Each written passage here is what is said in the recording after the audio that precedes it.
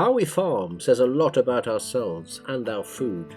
As agriculture emerged in its modern form, the promise of higher yields and food for all saw the increased use of pesticides and fertilizers. And with this came an impact on the biosphere and a reduction of biodiversity. Modern industrial farming is locked into the mantra of more and more. Productivity is promoted while health, well-being and the biosphere are cast aside. What might farming with nature look like? Living with the land, a regenerative agriculture works to build the soil while providing good food for everyone forever, without wrecking the rest of the world.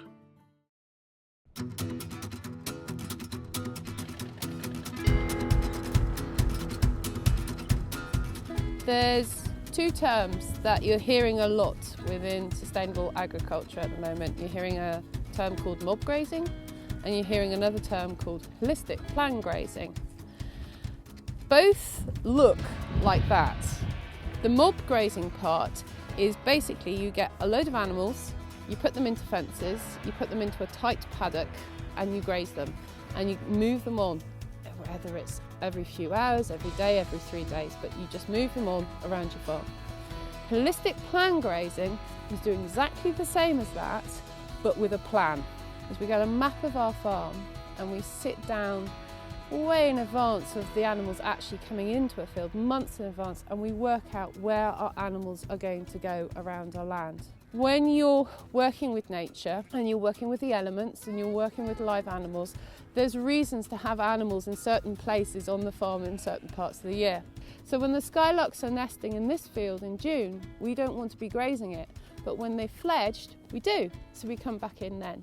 So basically on our map we go, okay, we're lambing here, gales are there, skylarks are nesting here, the orchids are coming up there, so we don't want to be there at that time, we do want to be there at this time, and we plan out a map where we're going on our farm, and that's holistic plan grazing.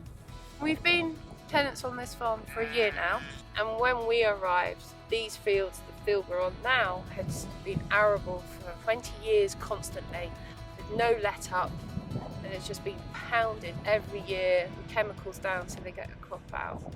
And so the thing we wanted to do is take all of this arable out, because obviously the arable is energy hungry, fossil fuel hungry. First off, revert it to pasture, then with the hope of turning it into silver pasture and plant more trees and lots of woodland edge. That's our long-term goal. One of the key factors of holistic plan grazing is we're actually building soil. There's a 4-month recovery period. It means that the animals don't graze a paddock for 4 months. They go around the farm till they get to that paddock again in 4 months' time. By that point, the grass is quite long in the summer and it's longish in the winter now. And the animals come in, they pick off the tops where the sugar is and where the photosynthesis is strongest, and then they trample in the rest.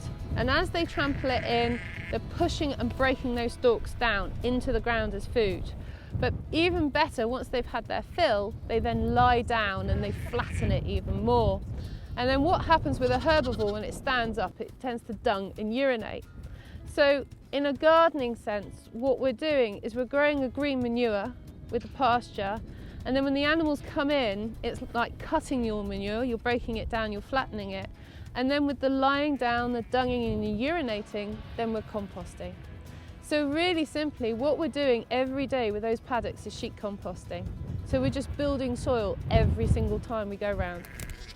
It was looking at these basic food crops that we have, wheat, maize, soya, potatoes. And these arable crops we're using, and it sustains so much of the populace of the world on these few crops, but the amount of energy and the amount of fossil fuel and the amount that goes into producing those calories, I just thought it's crazy. There has to be another way. And so it was hunting for other ways that we stumbled across permaculture. What I love about permaculture is, from a wildlife background, it's the ecology in it. It's working with ecology.